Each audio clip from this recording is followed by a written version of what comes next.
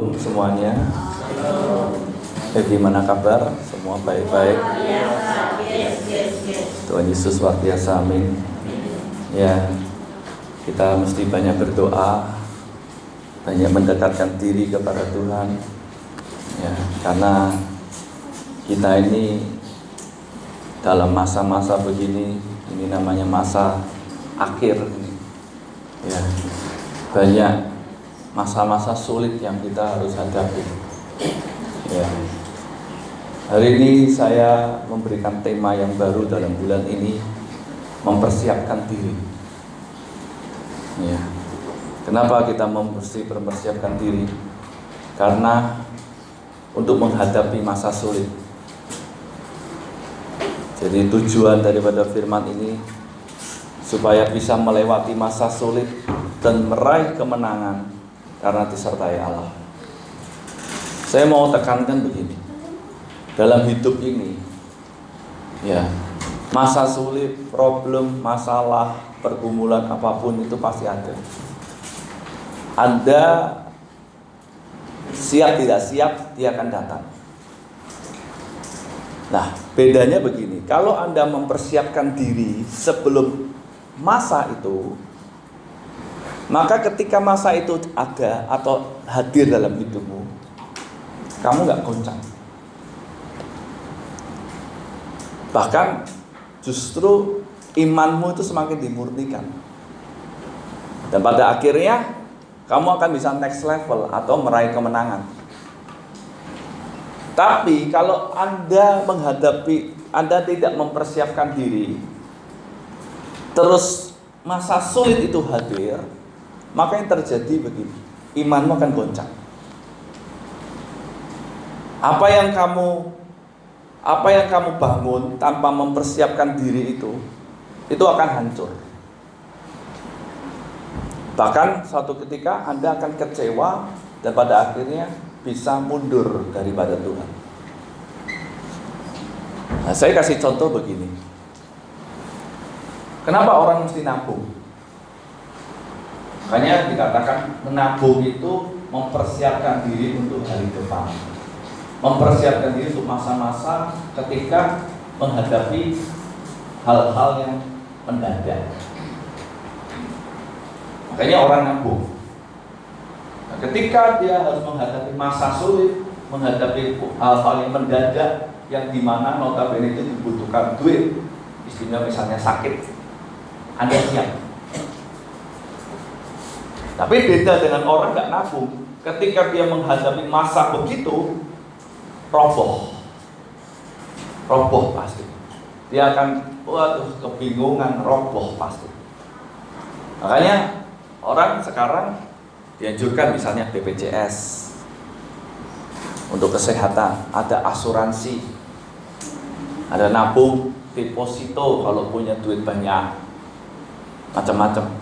Ada yang tabungan berjangka, tiap bulan mesti harus dipotong. Ada yang begitu, ada koperasi. Tujuannya apa? Untuk sebenarnya mempersiapkan.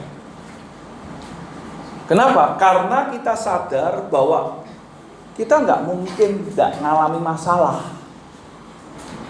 Istimewa kalau tubuh nggak mungkin orang nggak sakit, mesti sakit, ada pasti. Tapi pertanyaannya, siap gak kamu? Siap apanya? Ya, siap ininya toh, betul gak? Nah, kalau gak siap ininya, biaya mahal. Lah hidup kita di dalam Tuhan juga sama. Kamu siap gak ketika menghadapi masa sulit? Siap apanya? Imanmu. Siap gak? Kenapa? Karena masa sulit itu pasti ada. Dan kita ini sudah memasuki masa sulit.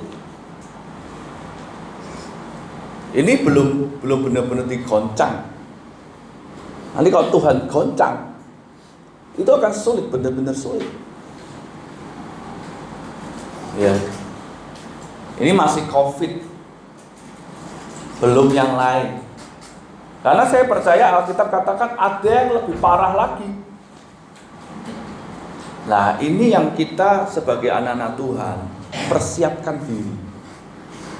Jangan nanti ketika tiba masa itu iman kita tidak siap, kandas, hilang, bahkan mengundurkan diri. Karena firman Tuhan ngomong gini, banyak orang nanti akan mengundurkan diri. Kenapa? Karena nggak siap. Ya, makanya saya kasih dalam Mazmur 108 ayat 14 dikatakan gini, dengan Allah akan kita lakukan perbuatan-perbuatan gagah perkasa, sebab Ia sendiri akan menginjak-injak para lawan kita.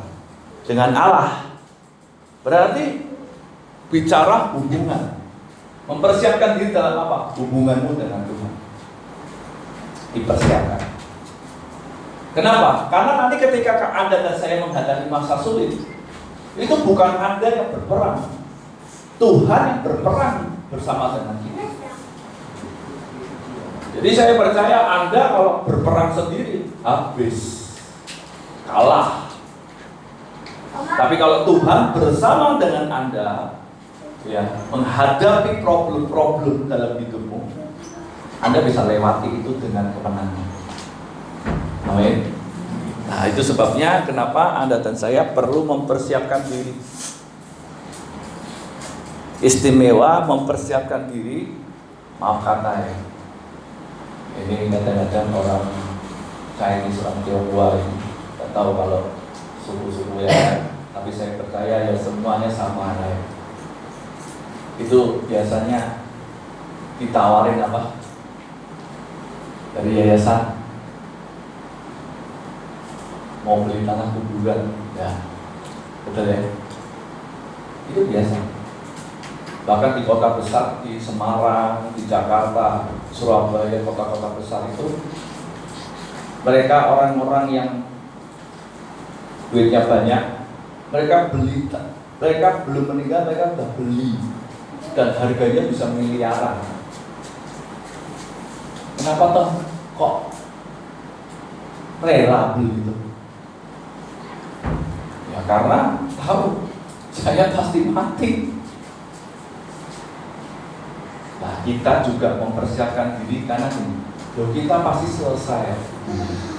Tapi pertanyaannya, setelah itu kemana? Nah, kalau Anda nggak mempersiapkan dirimu, jangan harap toh ngomong, oh saya mau masuk surga, jangan harap. Jadi jangan punya pikiran ke situ, sudah buang jauh-jauh, karena Anda tidak mempersiapkan diri. Oh.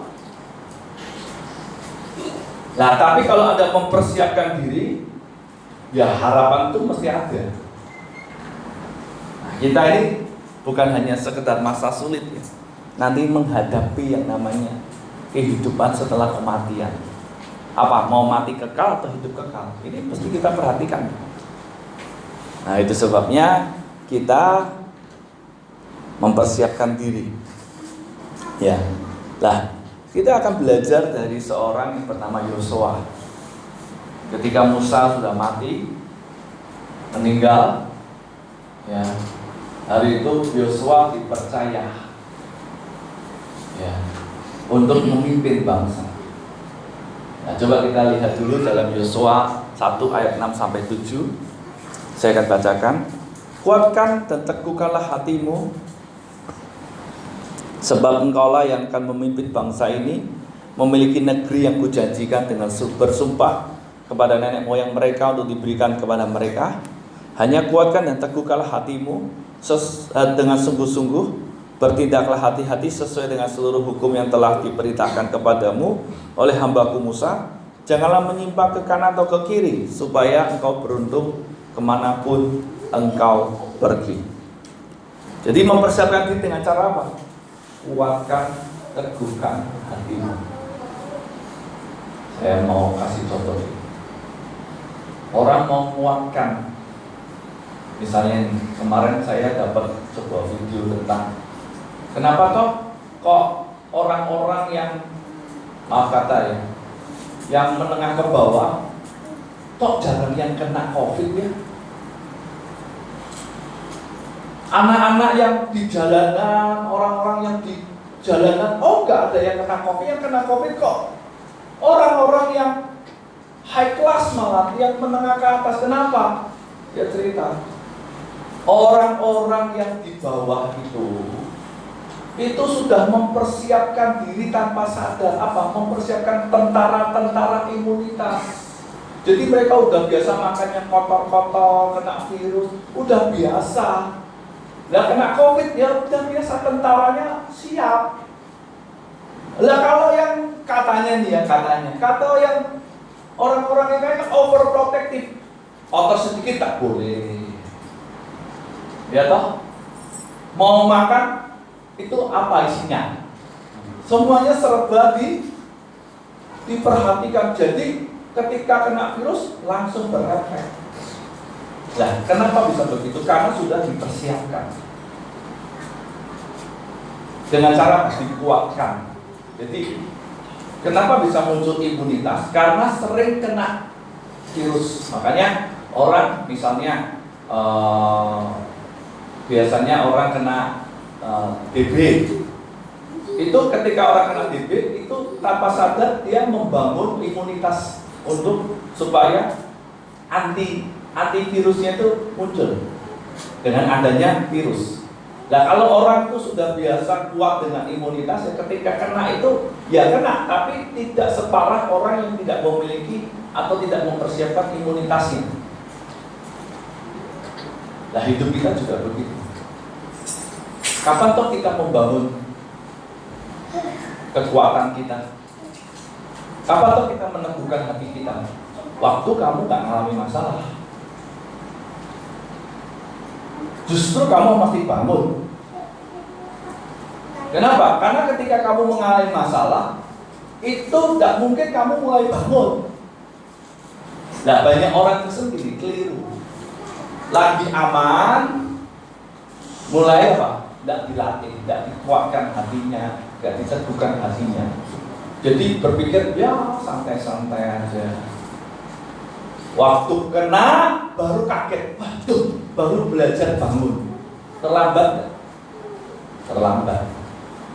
Banyak orang kesal, kenapa dia imannya kandas, kecewa, sakit hati, ya, tanpa pengharapan. Kenapa? Sudah kena baru bangun,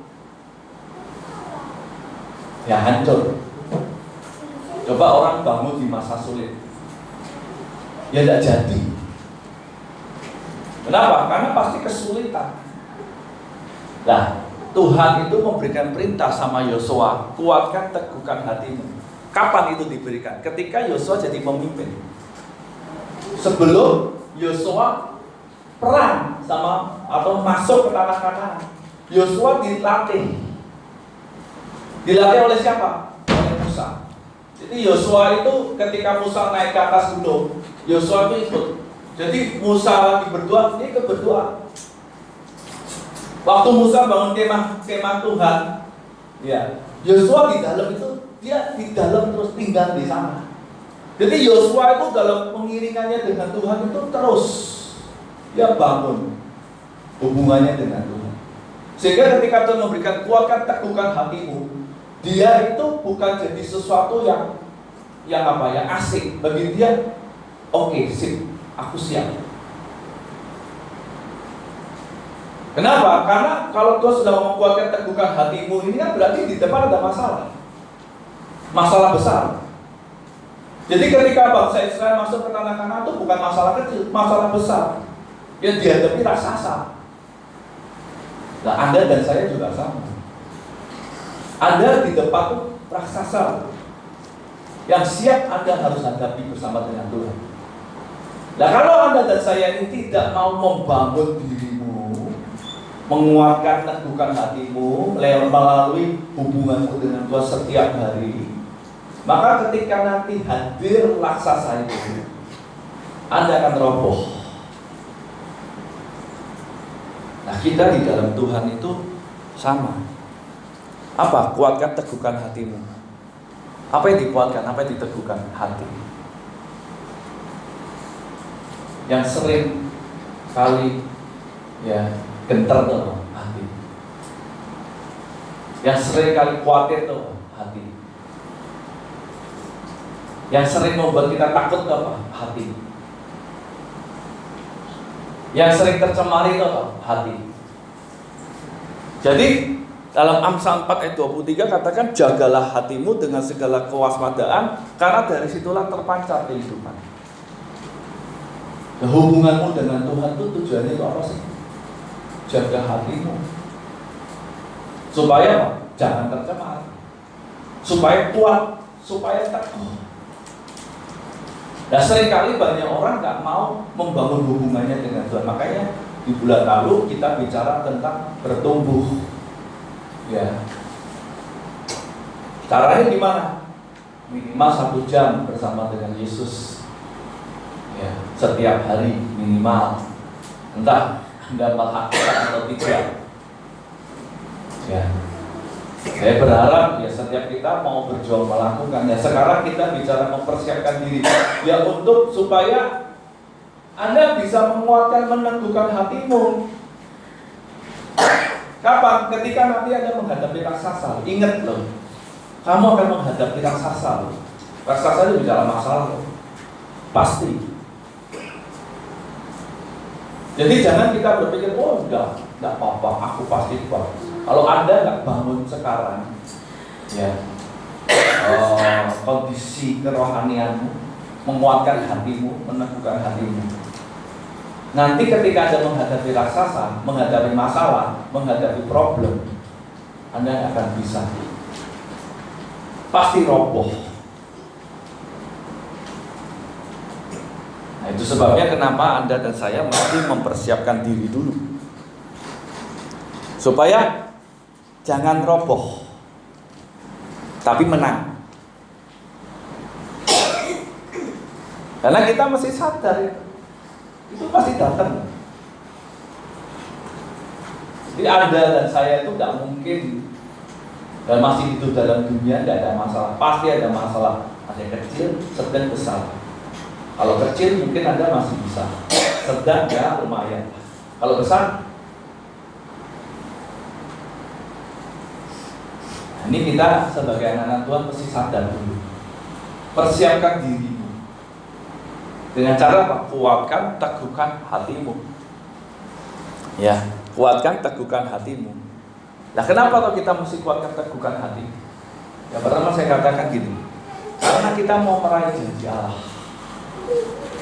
Karena kita tahu begini, di balik yang namanya masalah yang besar, ada badai, ada raksasa, di baliknya itu ada kemuliaan, ada janji, ada berkat-berkat yang Tuhan sediakan.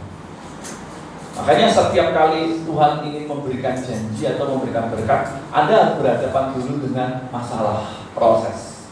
Coba Anda perhatikan dari yang namanya Nuh.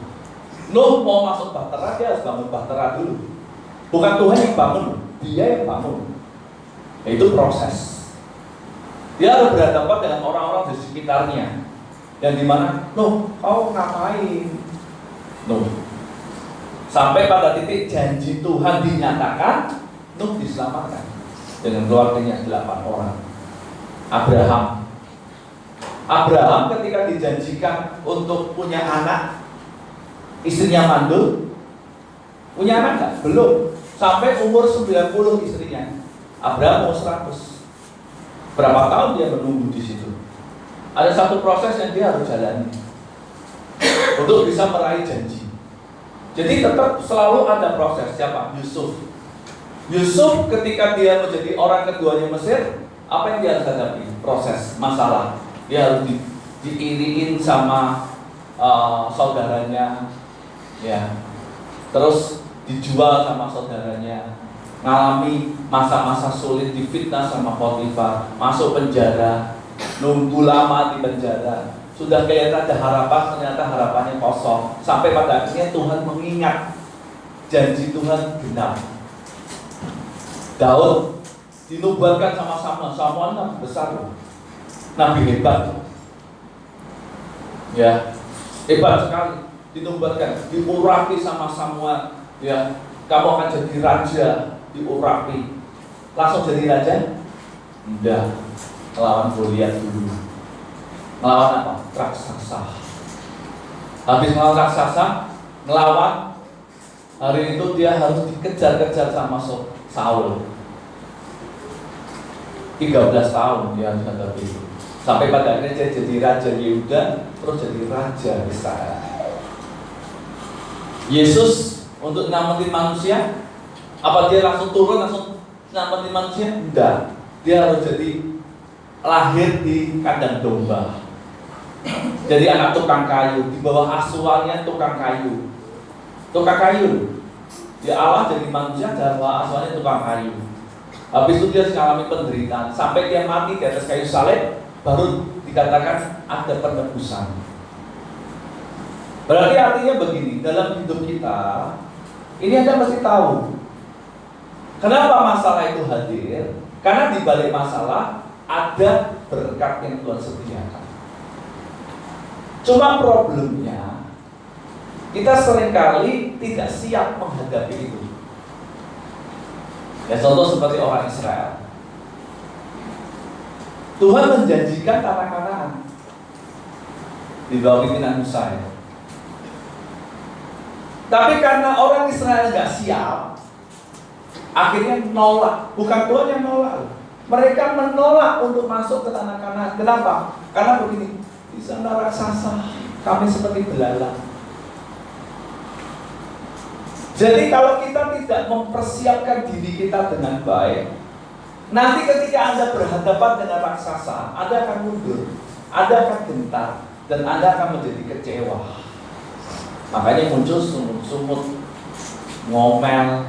Kenapa? Karena tidak siap menghadapi itu.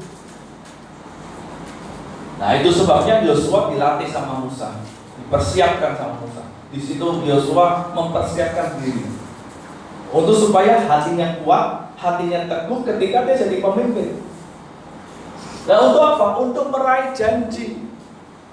Ya, ayat 5. Tidak kelihatan, mesti diganti itu. Seorang pun tidak akan dapat bertahan menghadapi engkau seumur hidupmu. Ini janjinya Tuhan kepada Yosua. Seperti aku menyertai Musa, demikianlah aku akan menyertai engkau. Aku tidak akan membiarkan engkau dan tidak akan meninggalkan engkau. Enak ya janjinya ini. Yang ngomong begini, seorang pun tidak akan dapat bertahan menghadapi engkau seumur hidupmu. Seperti aku menyertai Musa, demikianlah aku akan menyertai engkau. Aku tidak akan membiarkan engkau dan tidak akan meninggalkan engkau. Wah, janjinya mantap. Janjinya luar biasa. Tapi kalau ada perkataan begini, berarti Anda harus menghadapi apa? Harus menghadapi raksasa, masalah. Kalau Anda tidak menghadapi masalah, bagaimana kita bisa tahu kalau Tuhan menyertai kita? Bagaimana kita bisa tahu seorang tidak akan bertahan menghadapi kamu? Ya waktu dia berhadapan dengan musuh. Nah, Tuhan ngomong begini, janji ayat 5 janji, ayat 6 ngomong begini, kuatkan dan teguhkanlah hatimu, sebab engkaulah yang akan memimpin bangsa ini memiliki negeri yang kujanjikan dengan sumpah kepada nenek moyang mereka untuk diberikan kepada mereka. Memiliki negeri yang kujanjikan.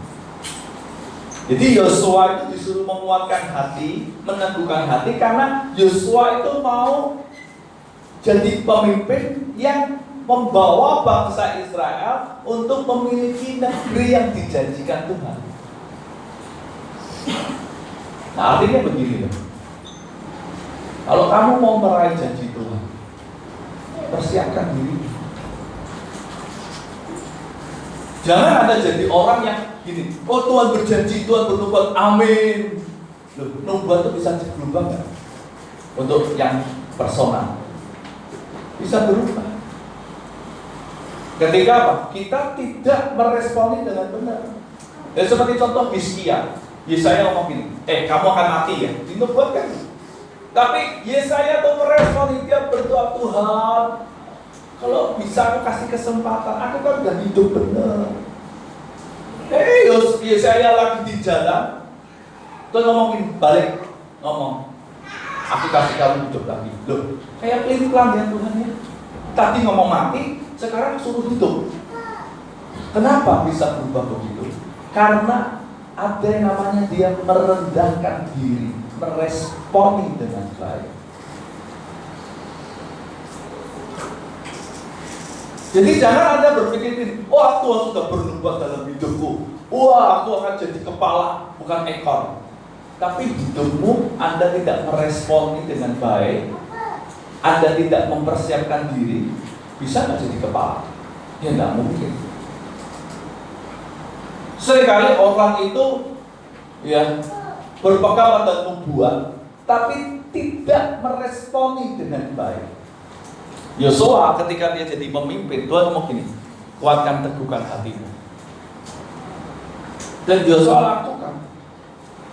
Dia persiapkan dirinya.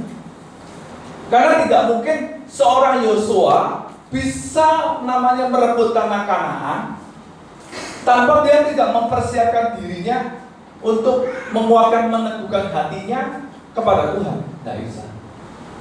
Kenapa?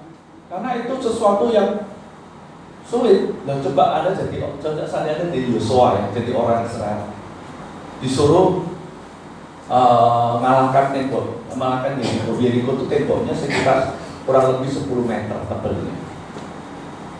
Ya, terus Tuhan ngomong gini, Yosua, kamu sama orang Israel itu puteri tembok itu 1 hari 1 kali. Nanti hari yang ke-7 kamu putar 7 kali, kamu baru teriak ya.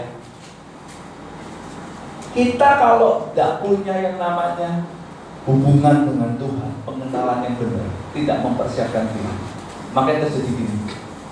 Anda mau muter, tidak usah jauh-jauh, coba hari ini Tuhan ngomong gini, jemaat Tuhan di Mandiri, kamu tiap hari muter dari Mandiri 1 sampai Mandiri 6 ya.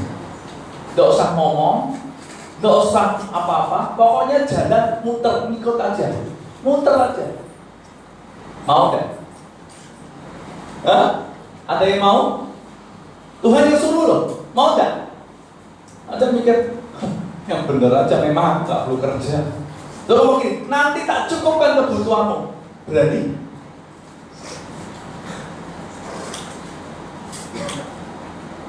Mikir ya.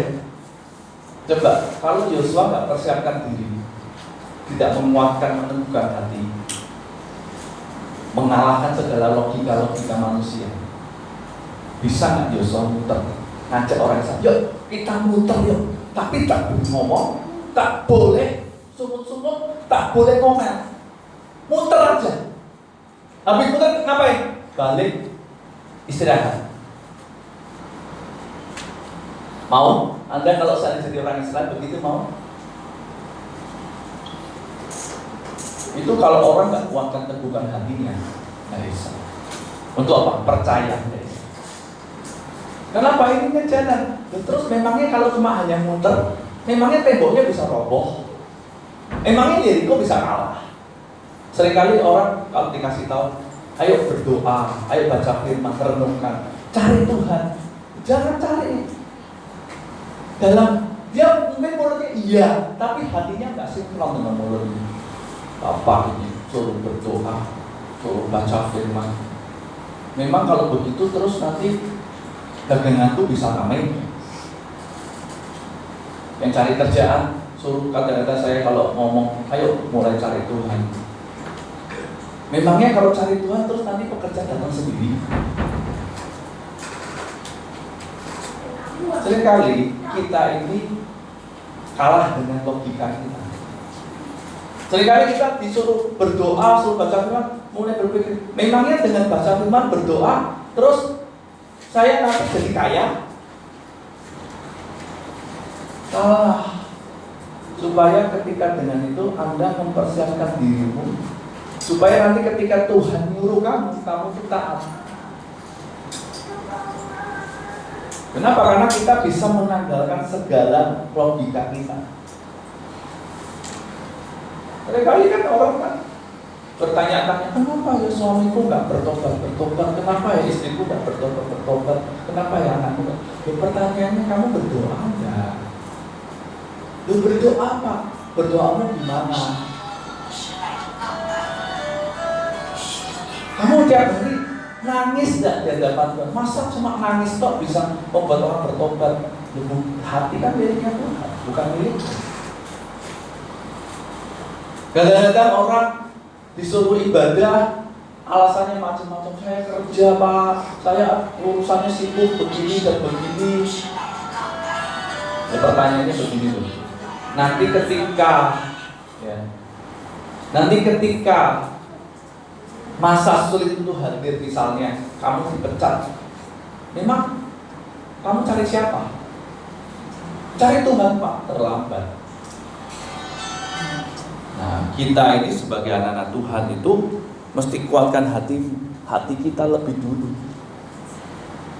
Karena kita selamanya itu nggak mungkin paten, permanen. Kalau udah dapat kerja ini ya permanen terus. Tuhan bisa berubah sekarang zaman pandemi ya.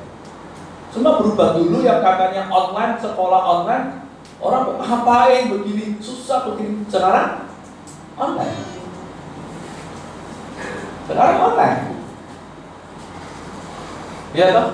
Dulu orang berkata, dulu ngapain dulu air minum aqua dulu. Saya baca literaturnya. Dulu orang remehin, mana laku. Sekarang orang ngomong beli air minum bukan aqua ngomongnya. Padahal mereknya bukan aqua. Kenapa? Karena dia mempersiapkan diri, bukan hati. Badai, masalah pasti datang. Tapi bagaimana sikap? Apakah kamu percaya di balik badai ada berkat? Ada Tuhan yang sedang menyediakan itu semua. Tugas kita lewati itu dengan ucapan syukur. Makanya saya suka perumpamaan orang main seluncur, ya, di di pantai atau di laut biasanya orang yang berseluncur, berselancar itu Anda tahu ya. Itu nunggu apa? Nunggu gelombang besar apa nunggu yang gelombang kecil-kecil itu? Gelombang besar gimana caranya? Lari ke tengah. Malah didatengin kan? Betul enggak?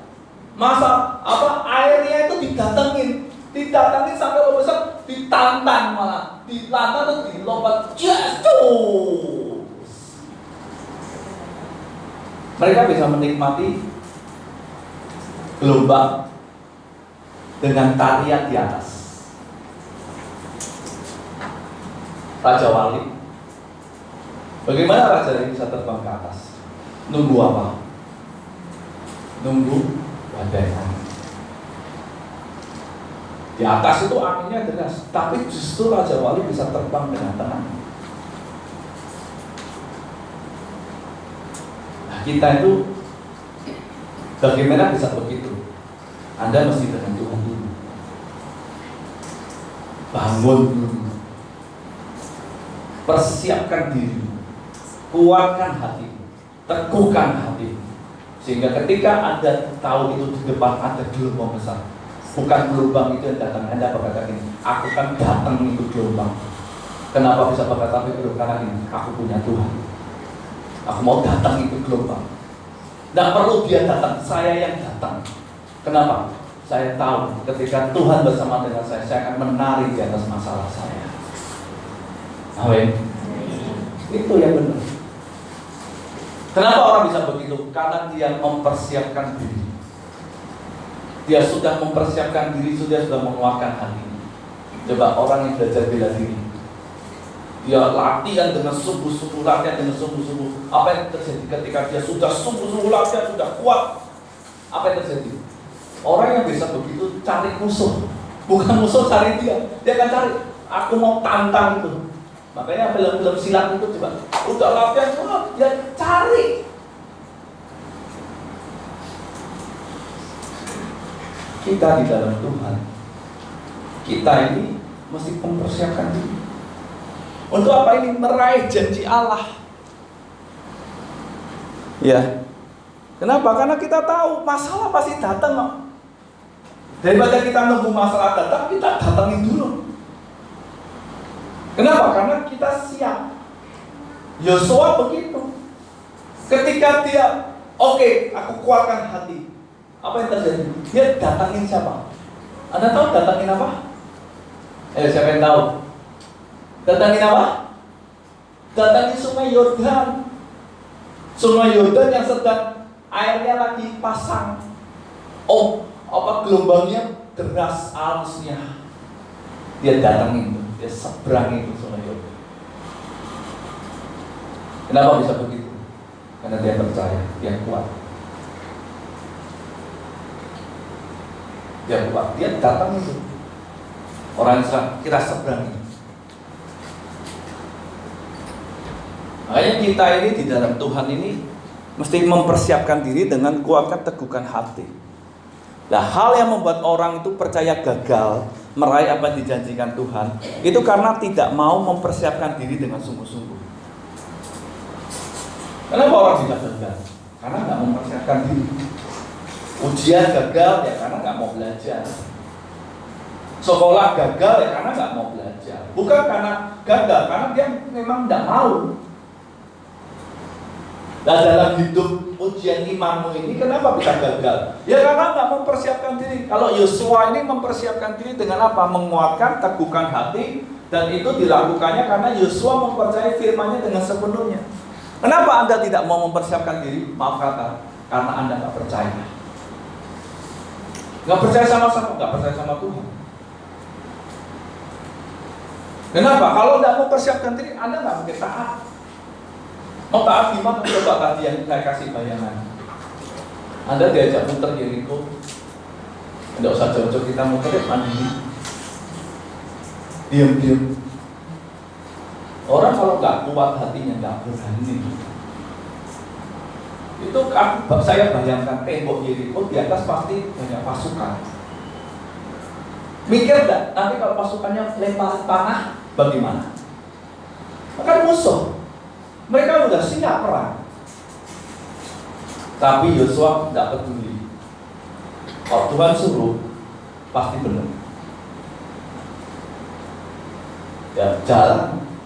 Makanya percaya sepenuhnya.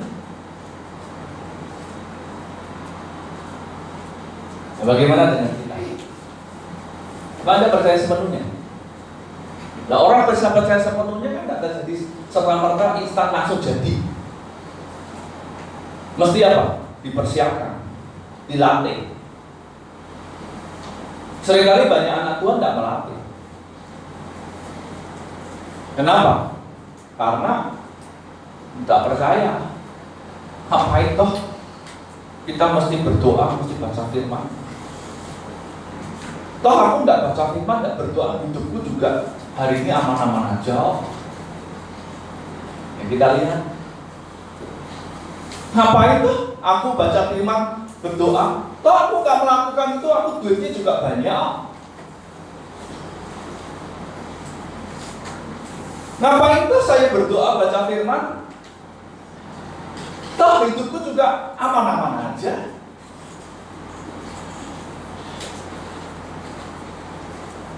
Seringkali kan kita begitu. Ngapain tuh berdoa baca firman? Yang penting kerja giat, pasti ya dapat duit. Hati-hati, firman Tuhan nggak ngomong. Anda akan menghadapi yang namanya badai hidup. Kalau Anda nggak persiapkan diri, kira-kira bisa apa? Kenapa banyak anak Tuhan itu roboh? Imannya roboh. Dulunya radikal, sekarang biasa, kemudian terbiasa-biasa aja, kompromi. Ya yang penting tetap ibadah, tapi hidupnya biasa-biasa. Kenapa? Karena dia nggak percaya, nggak mau mempersiapkan diri, sehingga ketika badai itu hadir, dia kecewa. Ya, badai itu kan bukan selalu bicara tentang masalah. Badai itu bisa bicara tentang berkat. Lupa, memang ada berkat badai, ya ada. Kan kemarin minggu lalu kita bisa batu-batu sama dulu. Penganiayaan, penderitaan, sama timbul daya kekayaan, kenikmatan itu. Anda menghadapi dua badai, bisa jadi penderitaan, bisa jadi kenikmatan itu. Nah kalau Anda nggak persiapkan diri, ya orang bilang ini terbawa arus.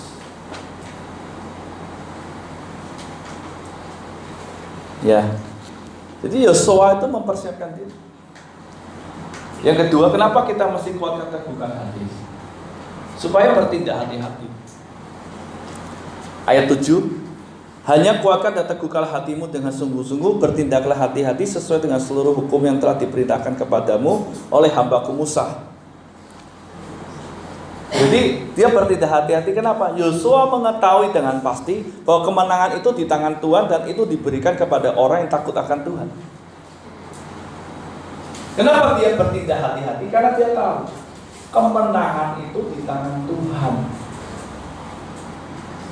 Orang kenapa toh bertindaknya sembrono, nggak hati-hati, remehin Tuhan, remehin perkataannya. Kenapa? Karena dia berpikir, tidak apa-apa.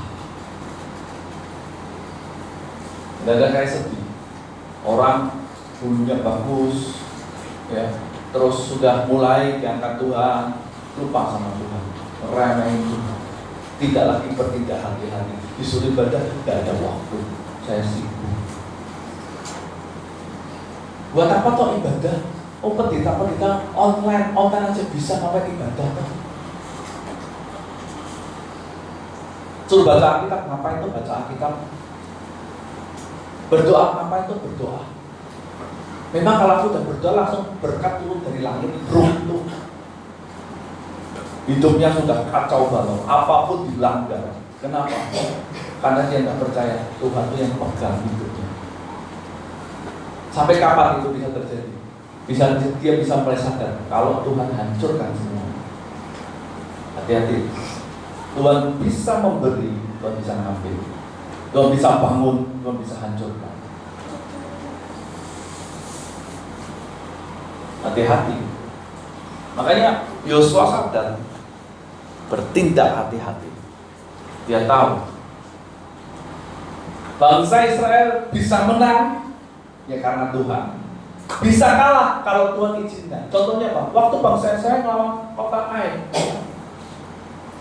mereka nggak mengandalkan Tuhan. Mereka mikir bisa, wah orang jumlah rakyatnya kecil, tiap kali nggak usah banyak-banyak, kita serang aja beberapa orang aja, berapa ratus orang, pasti kalah.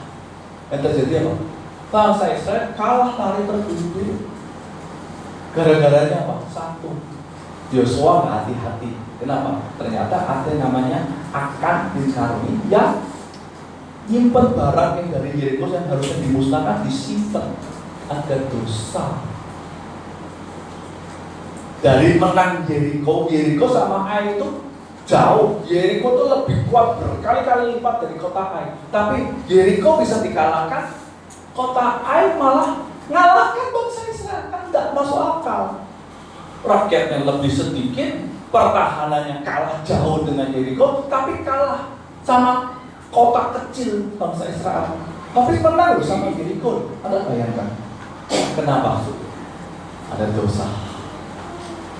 Tuhan bisa kasih menang, Tuhan bisa biarkan kita kalah. Kalau Anda dan saya tidak bertindak hati-hati, bahaya. Oh Pak, tidak ada masalah Pak sampai hari ini. Belum.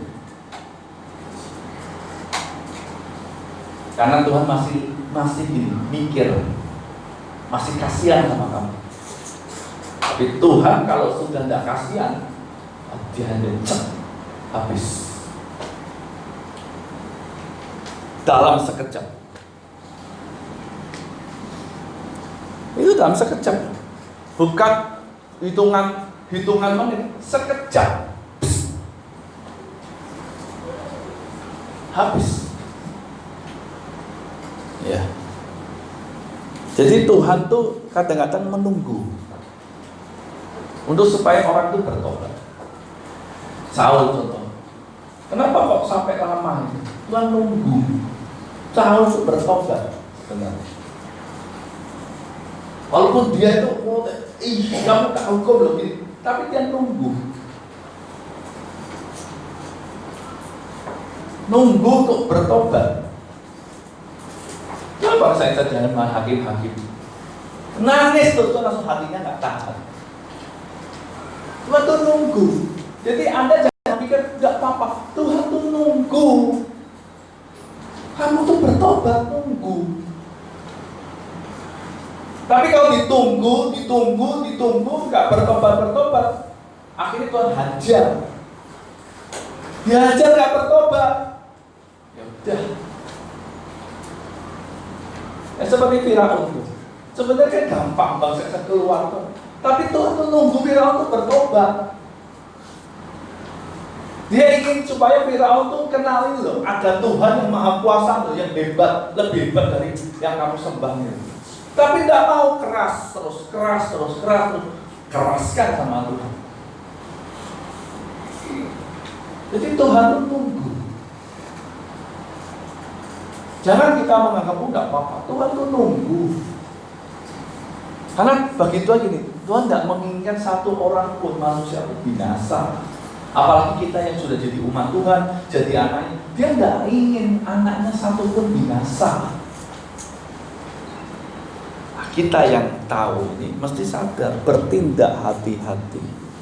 Kenapa? Karena kita percaya Mazmur 44 ayat 7 dan 8. Sebab bukan kepada panahku aku percaya, dan pedangku pun tidak memberi aku kemenangan, tapi Engkaulah yang memberi kami kemenangan. Terhadap para lawan kami dan orang-orang membenci kami, Kau beri malu. Jadi Tuhan tuh yang memberi kemenangan. Nah, kita tuh mesti tahu masa depan Tuhan yang atur. Tuhan kalau mau menghancurkan kita tuh sekejap, mudah. Nah, tapi karena Tuhan tuh nunggu. Ini kita ini yuk belajar percaya, persiapkan dirimu, belajarlah di dalam kamu menguatkan hatimu, bertindak hati-hati. Kalau aku nggak hati-hati, nanti aku punya namanya takut akan Tuhan. Nanti aku bisa melukai hati Tuhan. Jangan. Aku mesti berhati-hati. Jangan dengan sengaja justru malah melakukan, mencoba. Wah, enggak apa-apa, cuma sedikit. Nanti kita ampun juga apa, beres. Hati-hati. Itu sebenarnya sedang melukai hati Tuhan. Coba kamu kalau punya anak, anakmu sudah kamu kasih aturan, batasan begini, tapi dia berkata, tidak apa-apa kan mamaku baik hati, tidak apa-apa kan tak langgar, kan papaku baik, tak langgar. Luka gak kamu sebagai orang tua? Mungkin tetap diampuni, tapi hatimu luka. Pasti ada konsekuensi yang harus dihadapi. Nah, seringkali kita tuh melukai hati Tuhan karena berpikir tidak apa-apa, minta ampun, dia diampuni, tapi tetap ada konsekuensi. Nanti pasti ada. Nggak mungkin tidak ada. Nah, jadi kenapa kita menguatkan dan meneguhkan hati? Untuk supaya bertindak hati-hati. Yang ketiga, kenapa kita menguatkan meneguhkan hati? Supaya jangan menyimpang. Dari Yosua 1 ayat 7, janganlah menyimpang ke kanan atau ke kiri supaya engkau beruntung kemanapun kau pergi. Nah, untuk tidak menyimpang, maka jiwa, pikiran, perasaan, dan kehendak kita harus selaras dengan jiwa Kristus. Gimana Anda supaya tidak menyimpang? Jiwamu mesti sama, selaras dengan jiwanya Kristus, pikirannya, perasaannya, kehendaknya, ya mesti selaras. Jiwa kita mesti sinkron, terkait dengan jiwanya Kristus, berpaut seperti Yonatan dengan hatinya berpaut, berpadanan. Lah baru orang itu tidak nyimpang. Kenapa orang bisa nyimpang? Karena hatinya nggak selaras, jiwanya nggak selaras, pikirannya beda, ya pasti nyimpang.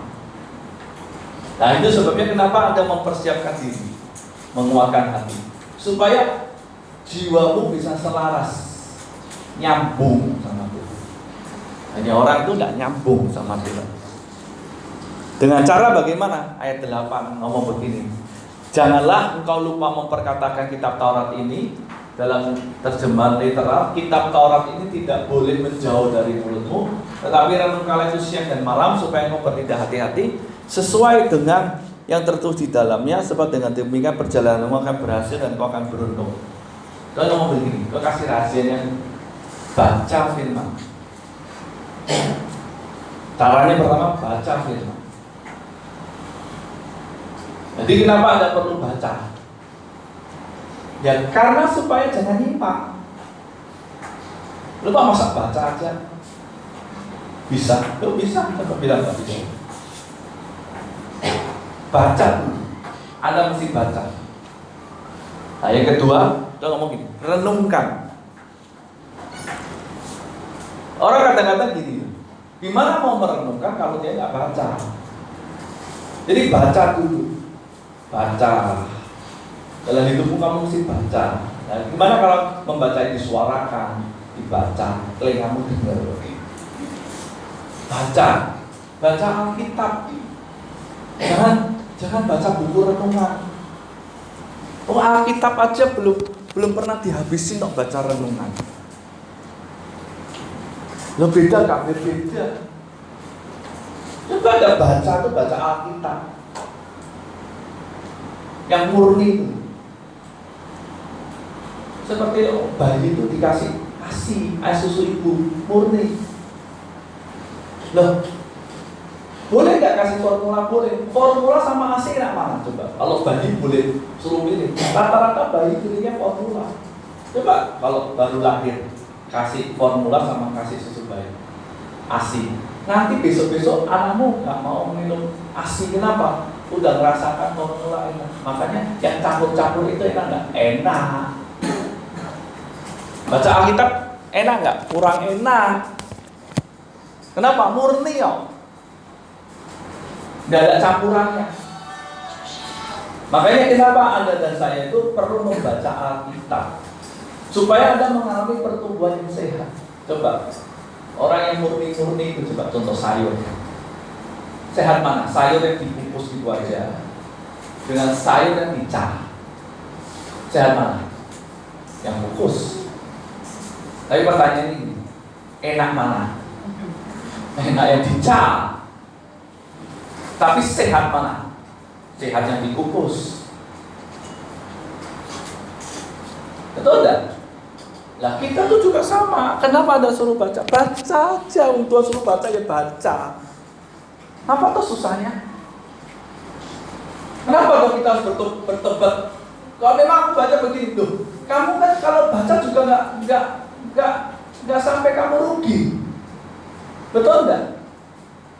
Susahnya apa tuh baca? Tapi orang ngapain baca begini habisin waktu loh. Main HP lebih habisin waktu. Main game. Apa fungsinya? Ya nggak ada fungsi. Lihat YouTube, lihat Facebook, lihat WA, lewat apa? Memang manfaatnya apa? Ya nggak ada manfaatnya, sama aja. Paling informasi. Nah, sekarang suruh baca susahnya apa toh? Simple, nggak rugi ya. Toh kalau kamu baca juga dagingmu nggak lepas toh, hatimu nggak sakit toh. Ya baca aja, nurut.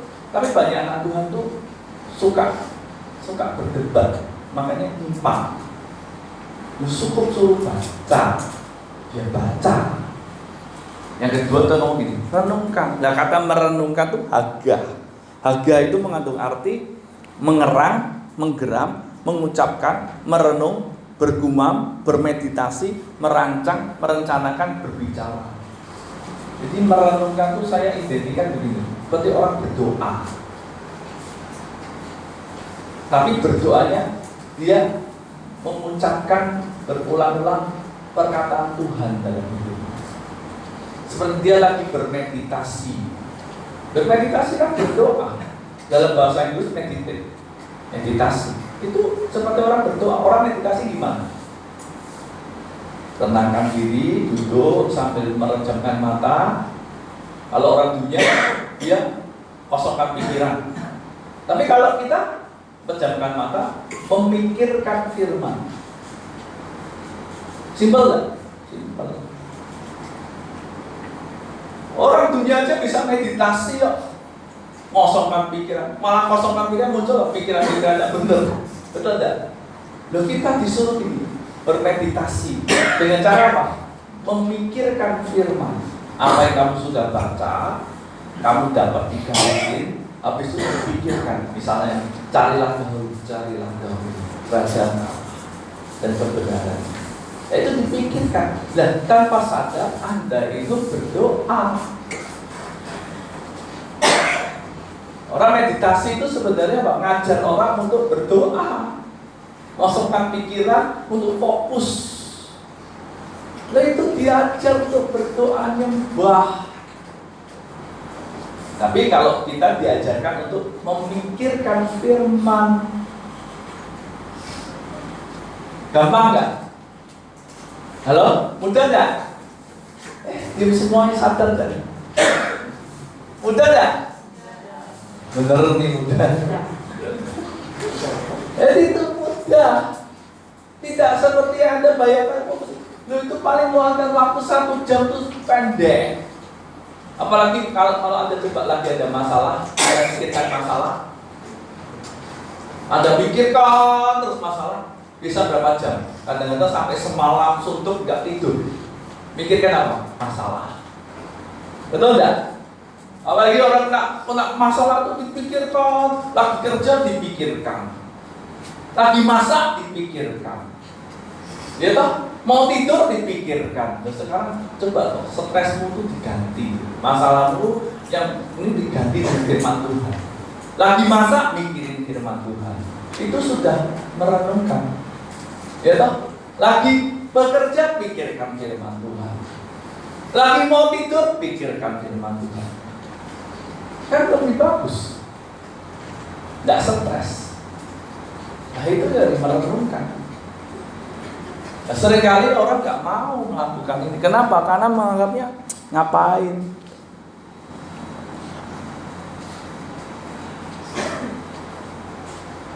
Jadi coba yuk kita belajar di sini supaya kita ini bisa menjadi pribadi-pribadi yang pada akhirnya meraih janji Tuhan, bertindak hati-hati, tidak nyimpang. Ya saya rindu. Ayo, mari rumah Tuhan. Dalam bulan ini kita bicara tentang mempersiapkan diri. Yuk, persiapkan diri yuk. Kita nggak tahu besok ada apa, minggu depan ada apa, bulan depan ada apa, mungkin 1 tahun depan ada apa, kita nggak tahu ya. Hari ini mungkin kita baik, besok belum tentu baik. Hari ini kita baik, belum tentu 1 minggu depan baik. Bahkan hari ini mungkin kita hidup, bulan depan belum tentu hidup, belum tentu tahun depan masih sehat. Kita nggak tahu. Tapi yang pasti kita tahu ini, itu semua pasti ada. Kita nggak perlu khawatirkan. Yang perlu kita lakukan, persiapkan diri. Ketika itu datang kita siap, ketika itu belum datang kita tambah kuat. Amin. Ya. Jadi saya ulangi lagi, persiapkan diri aja. Lalu buat apa? Yaitu berguna. Karena ketika nanti itu datang, masalah datang, apapun yang datang, kita siap, kuat. Tapi seandainya itu belum datang, kita tambah kuat. Amin. Ya kita datang kepada Tuhan, kita mau berdoa.